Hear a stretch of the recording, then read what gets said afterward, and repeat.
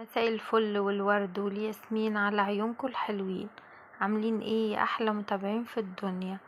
وحشتوني من الفيديو اللي فات. شايفين جمال النسكافيه؟ بجد خطير. لو ما عندكيش مضرب نسكافيه الفيديو ده ليكي. لو بتزهقي من كتر ما انتي بتضربي النسكافيه كده بالمعلقه في الفنجان بايدك، برضو الفيديو ده ليكي. طريقه سهله وبسيطه، ومن بعد كده مش هتبطلي تشربي النسكافيه. هنا بقى ضفت السكر، طبعا السكر على حسب الرغبة، ضفته كده في الفناجيل. طبعا هعمل دلوقتي الوصفة، بجد لو لسه ما تعرفوهاش فايتك كتير قوي قوي. طريقة سهلة وبسيطة، وبصي ومفيش احلى من كده. طبعا ضفت بقى السكر في الفنجان بالطريقة اللي انتوا شفتوها دي طبعا. ودلوقتي بقى هضيف النسكافيه. ودلوقتي بقى هوريكي طريقة تعملي بيها النسكافيه خطيرة.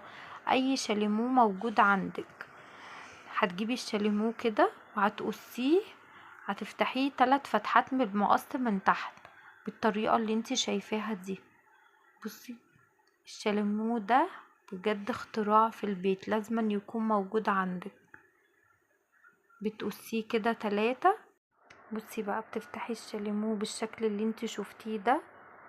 بصوا، وهنا بقى بصوا اختراع بجد بالشكل اللي انت شفتيه ده. بتجيبي بقى اي كوباية مية، بتضيفي هنا حبة مية صغيرين، وهنا طبعا حبة مية صغيرين.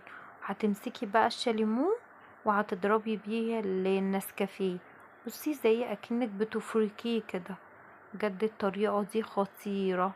بصي بقى بتضمي ايديكي الاتنين، اللهم بارك، بيطلع رغوة نسكافيه او وش نسكافيه او فوم نسكافيه. شوفي انتي بتقولي عليه ايه، بجد خطير. هيغنيكي عن اي مضرب بقى، اي مضرب نسكافيه. انا بجد عندي مضرب النسكافيه، بجد بالنسبة لي الطريقة دي اسهل من اي مضرب.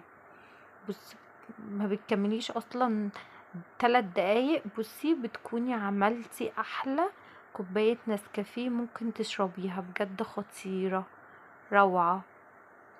بصي لو وصلتي لحد هنا بقى ما تنسيش تقوليلي في الكومنتات بتتابعيني منين يا احلى متابعين في الدنيا.